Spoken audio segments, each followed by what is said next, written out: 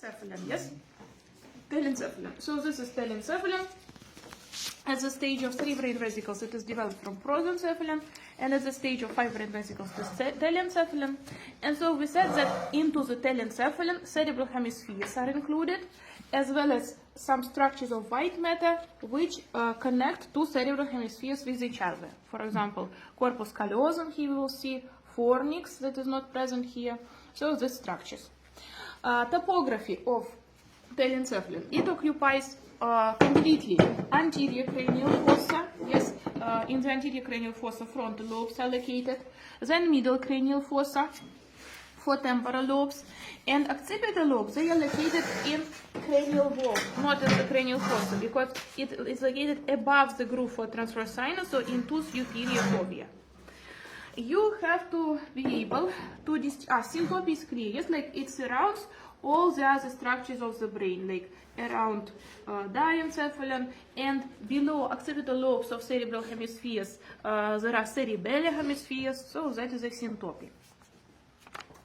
You have to be able to distinguish right and left cerebral hemisphere. So this one is right. Why? Because each hemisphere has three surfaces. There is superolateral surface that is convex, medial surface that is flattened, and in medial surface we can see corpus callosum. An inferior surface, it has irregular shape, anterior part is flattened, and posterior part is concave, because here there are cerebellar hemispheres. So this one is right. We also can see that surface of cerebral hemispheres is not smooth, so it contains depressed areas which are sulci and elevated areas which are gyri. And using the most important sulci, we can also identify whether it is right or left. For example, here on superolateral surface, we can see lateral sulcus, or Sylvian sulcus it is named. It is directed antero-inferiorly, and it separates frontal and parietal lobes above from temporal lobe below. So this, like this, we also can say that this is right hemisphere. So when we look at the whole brain, first of all, we can see that there are some sulci which are deeper than the others, and they are named fissures. So for the most significant, here there is longitudinal fissure of the brain, fissura longitudinalis, that separates two cerebral hemispheres from each other. And here behind we can see transverse fissure of the brain, fissura transversa, that separates occipital lobes of cerebral hemispheres from cerebellar hemispheres. This is transverse fissure of the brain. So in each cerebral hemisphere there are 5 lobes, though in some books it's written that they are 4. You should check what is written in BDC. So traditionally, yes, 4 lobes. It is frontal lobe, parietal lobe, temporal lobe, and occipital lobe. But in Russian textbooks, it's in some of them, it's written that there is additional 5th lobe that can be visible when we separate from each other margins which form lateral sulcus and look inside. We will see the 5th lobe that is named insula. What? This is insula. Here we can see, like this is lateral sulcus, here we can see insula. You have to know this pattern of cerebral hemispheres. So there are constant sulci and gyri, some of them are inconstant. We have to know about constant. So frontal lobe, this one, we said that lateral sulcus separates frontal lobe from temporal lobe inferiorly.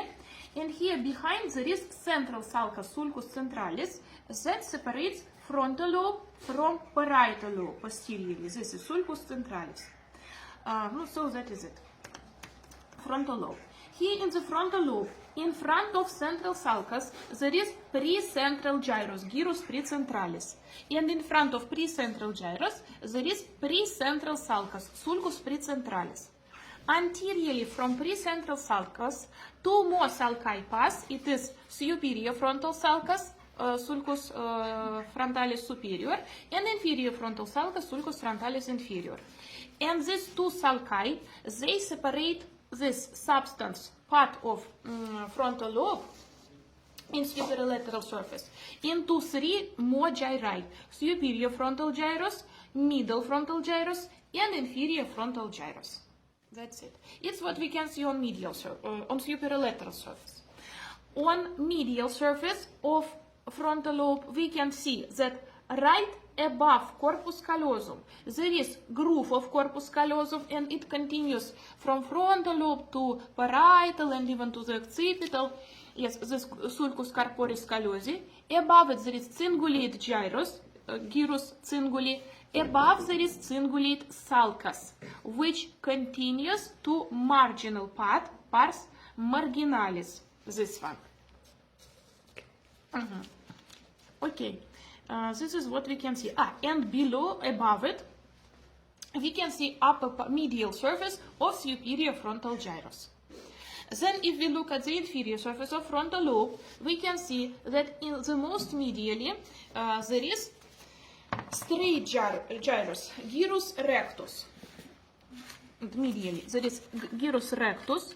Then laterally, this gyrus rectus is bounded by olfactory sulcus or renal sulcus, where olfactory tract passes. Then laterally from it, there are numerous ophthalmic gyri or orbital gyri. They are irregular in shape, but here there are orbital gyri. Okay. Then parietal lobe. Parietal lobe is separated from frontal lobe by means of central sulcus, and from temporal lobe it is separated by lateral sulcus, and from occipital lobe on the medial surface of cerebral hemispheres. Here we can see parieto-occipital sulcus, sulcus parieto-occipitalis. It separates parietal lobe from occipital lobe. On the superolateral surface, we cannot see this parieto-occipital sulcus, just imaginary continuation of it. So here, in the superolateral surface of parietal lobe, behind the central sulcus, there is post-central gyrus, gyrus post-centralis. Behind post-central gyrus, there is post-central sulcus, sulcus post-centralis. And from upper part of this post-central sulcus, in oblique direction, like posteriorly and downward, intraparietal sulcus pass, sulcus intraparietalis. And it separates substance of parietal lobe of superolateral surface into two lobules, superior parietal lobule and inferior parietal lobule. Here in inferior parietal lobule, there are two gyri distinguished. There is marginal, supramarginal gyrus, gyrus supramarginalis, that surrounds posterior end of lateral sulcus, and angular gyrus, gyrus angularis, that surrounds posterior end of superior temporal sulcus. Superior temporal sulcus, it is already a part of temporal lobe. Okay, now on the medial surface, we what can see? Continuation of cingulate gyrus. It continues here to perihippocampal gyrus. You slept on Monday. Now it's enough. Yes. And then this perihippocampal gyrus like curves from posterior side, and it ends with uncus. Uncus, yes. Where is it? Where is my? Here, because of the presence of structures of diencephalon, we cannot see it clearly. But here I can show you that this cingulate gyrus continues to perihippocampal and it ends with uncus. So this part is named uncus. Yes. What else? So parietal lobe is not visible from inferior surface because from inferiorly it is covered by temporal lobe. So that is it. No, not the end.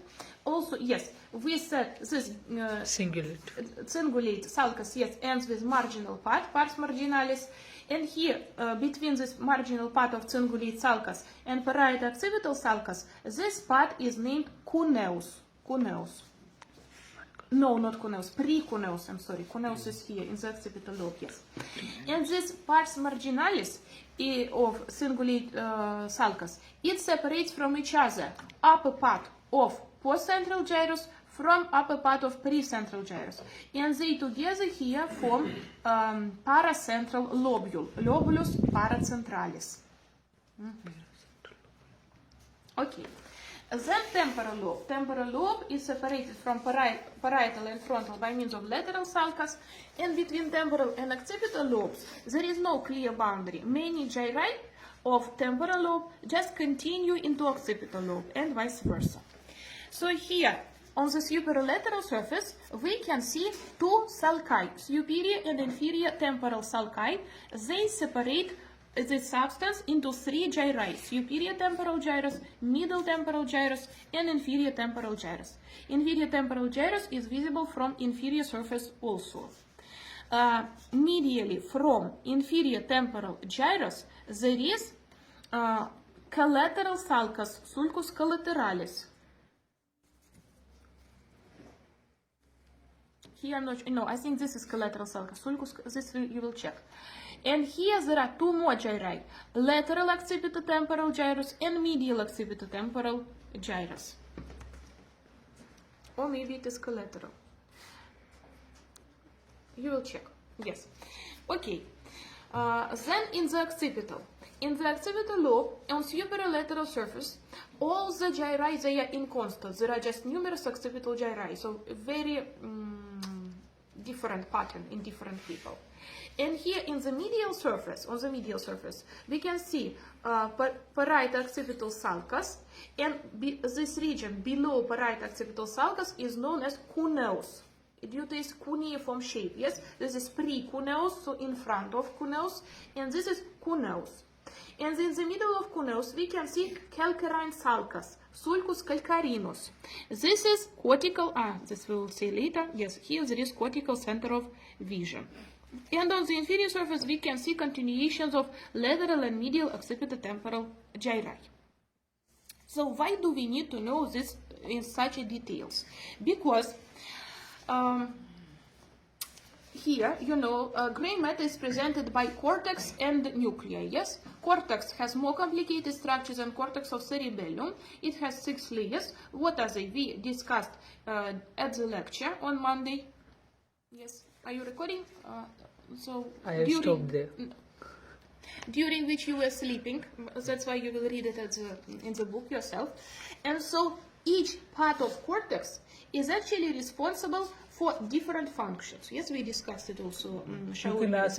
Yes, Shauri will explain you this.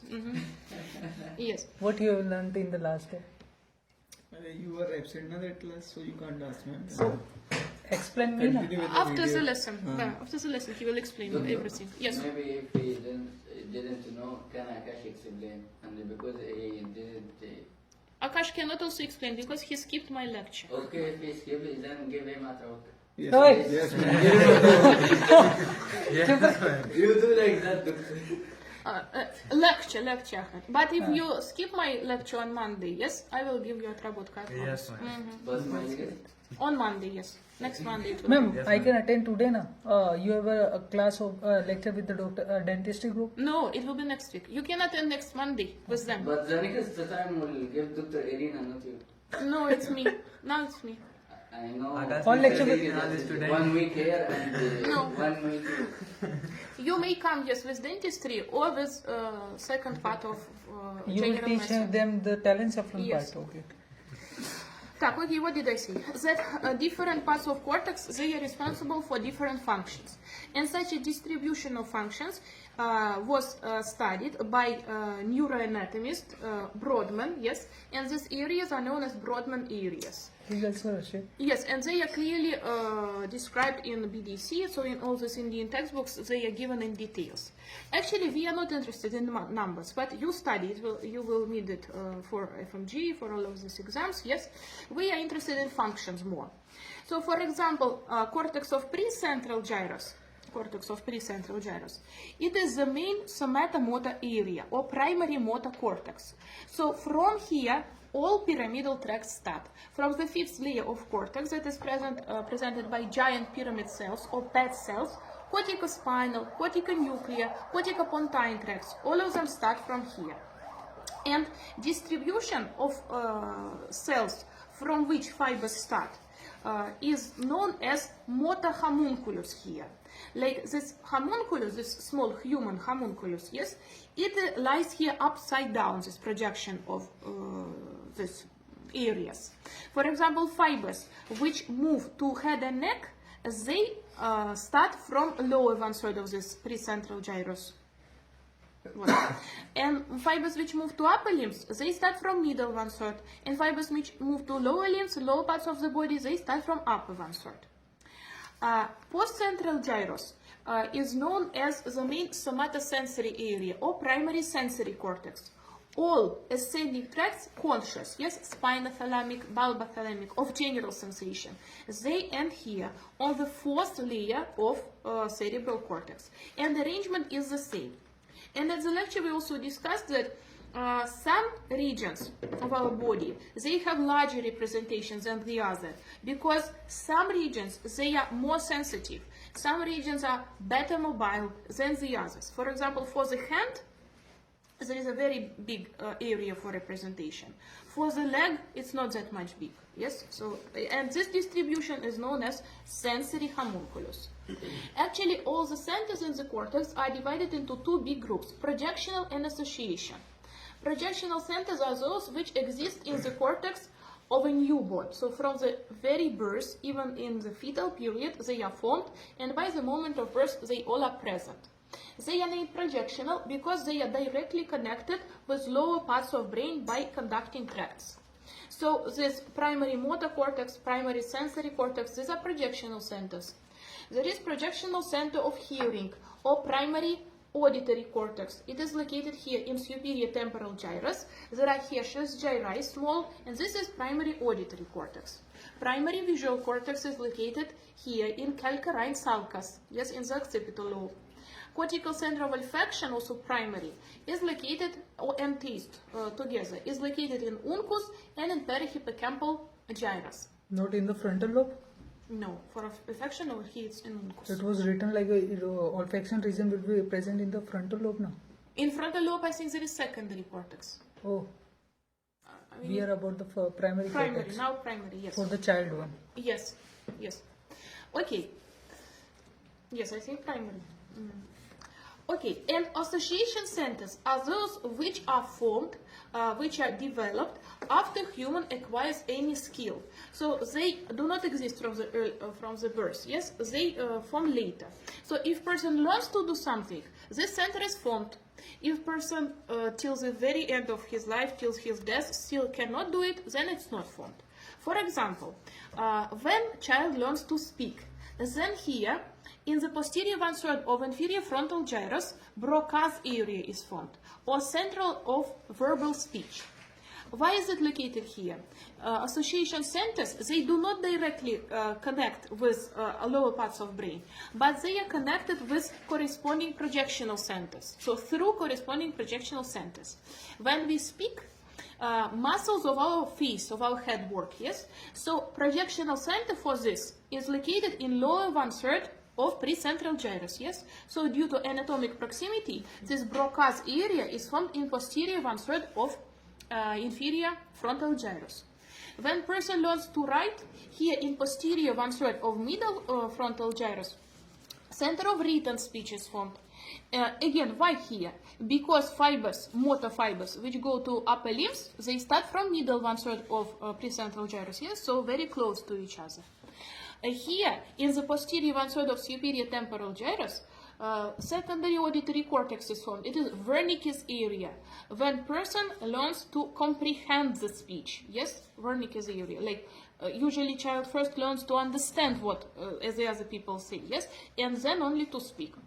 And the more languages we know, the better this Wernicke's area is developed. Here in parietal lobe, for example, in superior parietal lobule, center of stereognosia is formed. Yes, it's when we can easily recognize objects but without our vision. Why here? Because these centers of general sensation are located in postcentral gyrus, yes? And so again, very close to form stereognosia center. What's the connection between the general sensation and stereognosis? You recognize objects without vision by using your general sensation only, touch, pressure, these things. Okay. Yes. So it's information about this spinothalamic tract ends here in postcentral gyrus, in primary sensory cortex. In inferior parietal lobule, praxia center is formed. Here, it is formed when we acquire any of these purposeful movements, purposeful skills, like when we learn to ride a bike, learn what, to play piano, to print on the computer keyboard, yes? This is skill which after that we do automatically, yes? And so because of this praxia center here in inferior parietal lobule. What else? No, so there are many, or they are described in the book. You have to know all of them.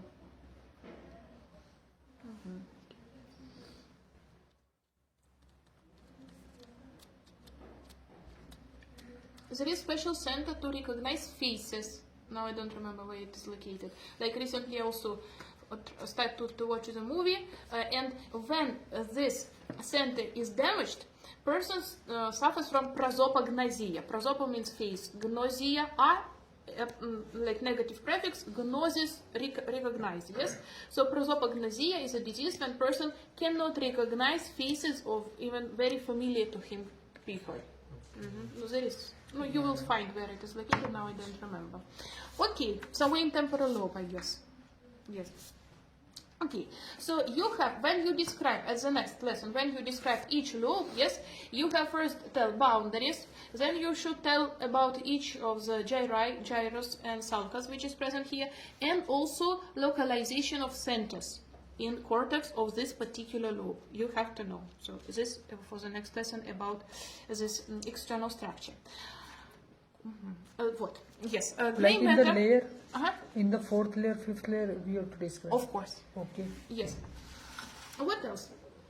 So a gray matter is also presented by nuclei.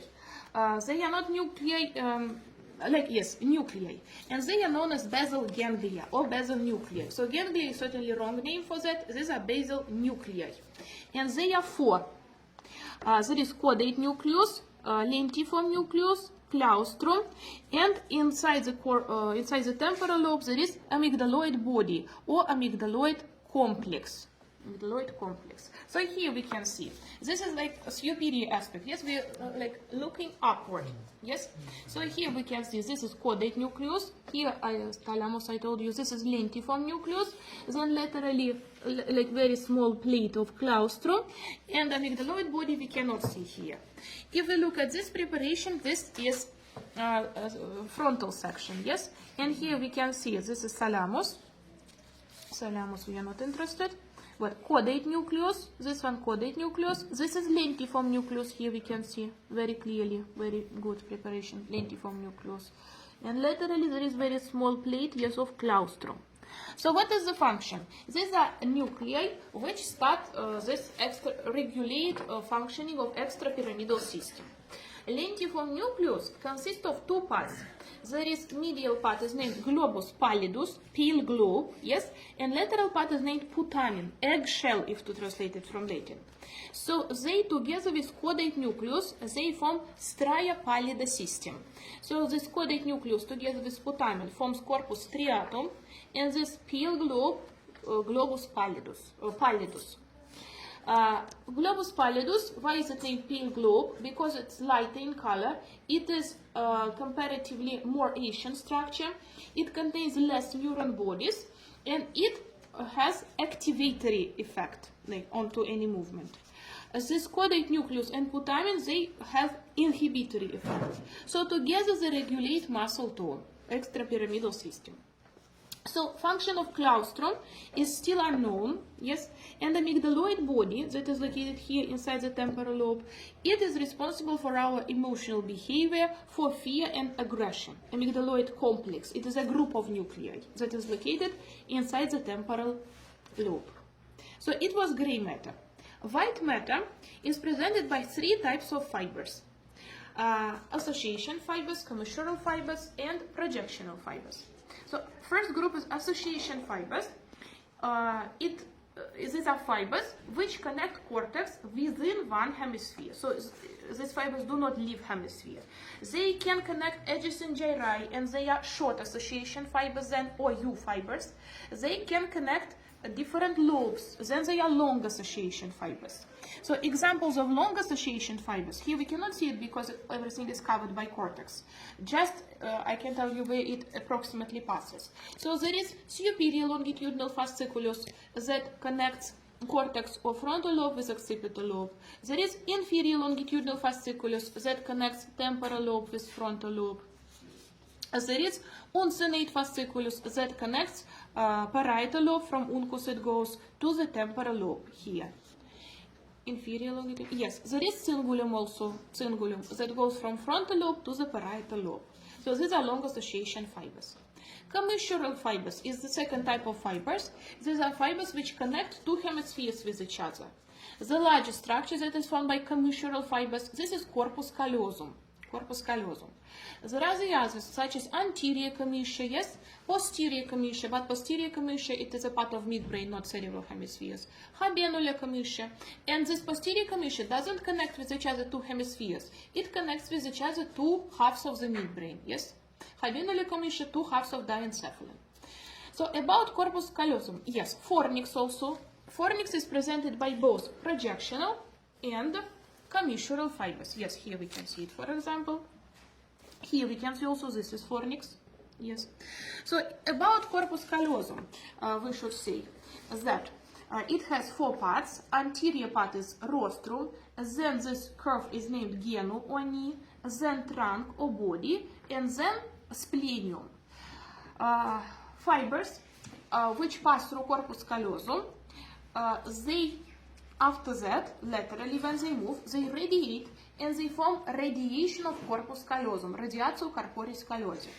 Fibers which connect with each other cortex of frontal lobes of two hemispheres, they form here forceps minor or frontal forceps or anterior forceps.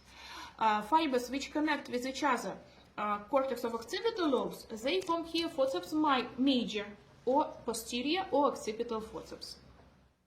Okay, so about fornix. Fornix, it is a structure, belongs to renencephalon or olfactory brain. So it is like, it is formed by olfactory fibers, and it starts from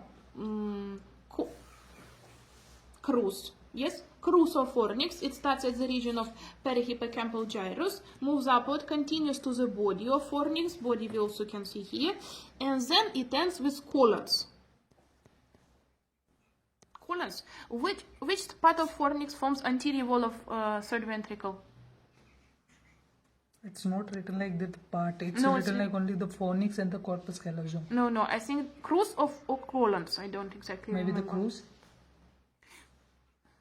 You will find it. Okay, so here, yes, yes, okay. So this is fornix. It starts from mammillary bodies here, at the region of perihippocampal gyrus, and moves upward into the crus. Yes, crus, I think, or colons. You will check. And ends here in the anterior commissure, at the level, the region of anterior commissure of the cerebral hemispheres. And projectional fibers. Projectional fibers, these are those fibers which connect with each other upper and lower parts of CNS.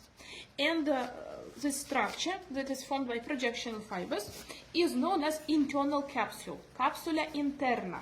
Here we can see it. Here we also can see it. This is capsula interna. Here we also can see it. This is capsula interna. So this internal capsule is formed by white matter, and it has two limbs. You see, it's like V-shaped, yes, has two limbs, anterior limb, that is bounded medially by caudate nucleus and laterally by lentiform nucleus, posterior limb, that is bounded medially by thalamus, laterally by lentiform nucleus again, so this is thalamus, and here there is lentiform nucleus, posterior limb. Between anterior and posterior limbs of internal capsule, there is genu, or knee. Genu or knee of internal capsule.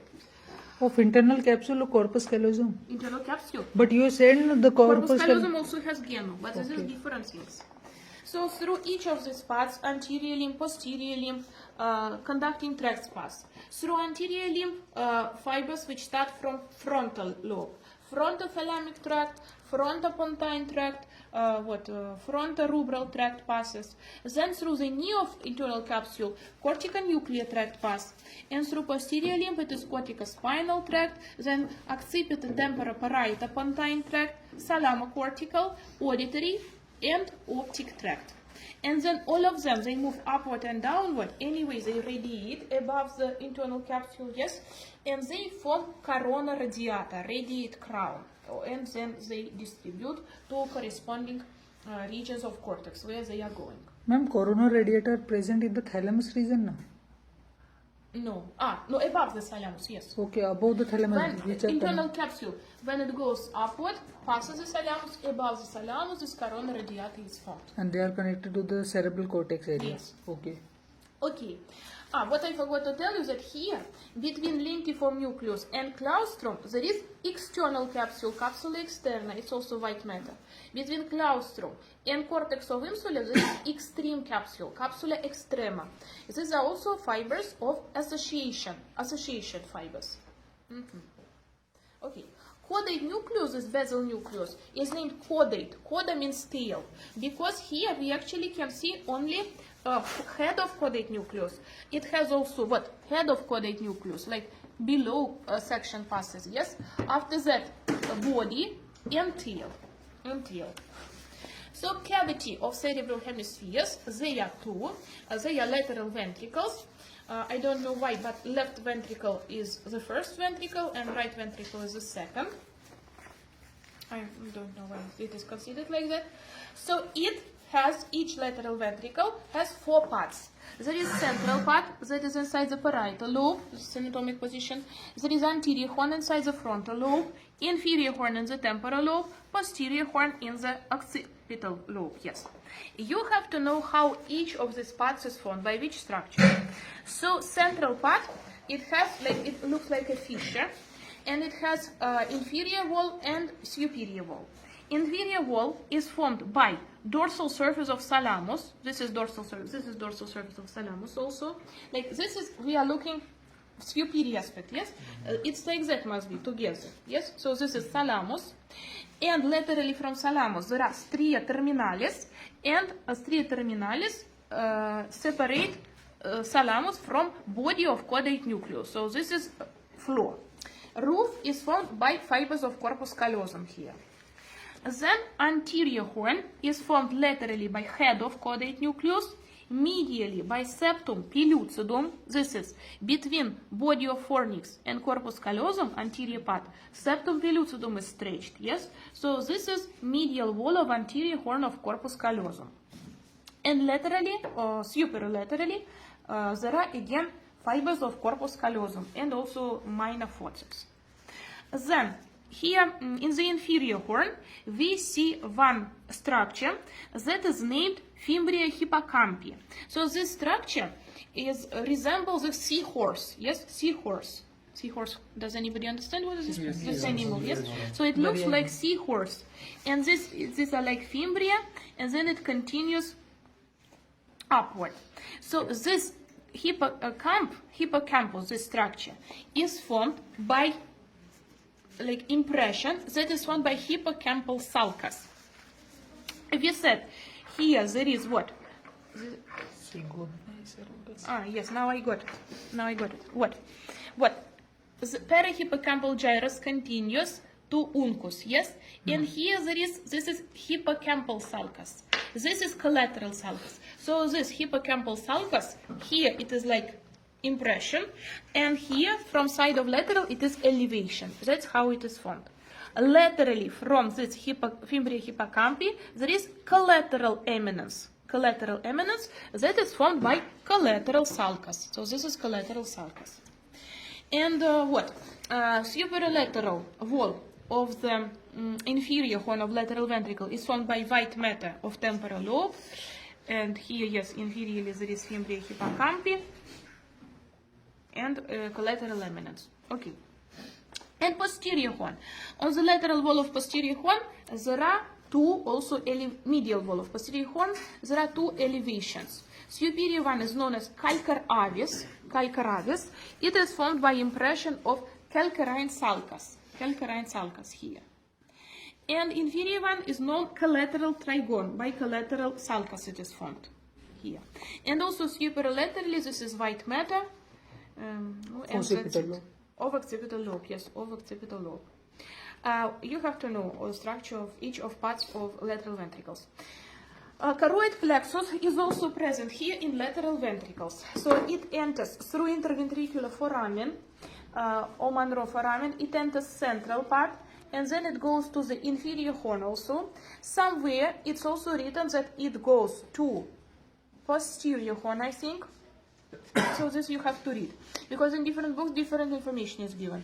But except anterior horn does not contain choroid plexus. So choroid plexus serves for production of cerebrospinal fluid. You also have to study limbic system and olfactory brain, yes, or Telencephalon. No, actually, these are nearly the same structures, because olfactory analyzer is the most ancient analyzer. During evolution, it appeared the first. So it includes the following structures. First, olfactory bulb. This is peripheral nervous system, yes.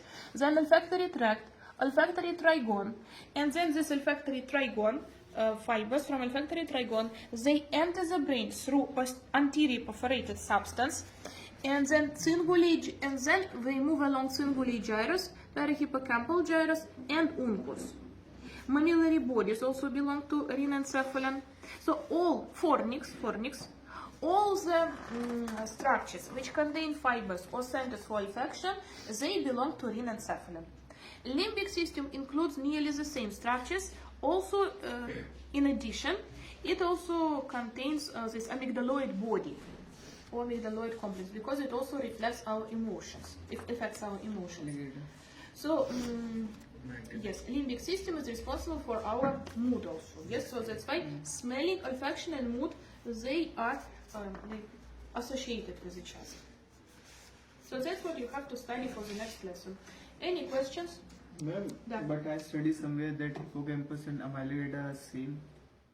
No, they are just close, not the same. So what is the basic difference between the functional difference between them? No, they both belong to limbic system. Yes, this hippocampus and amygdaloid body.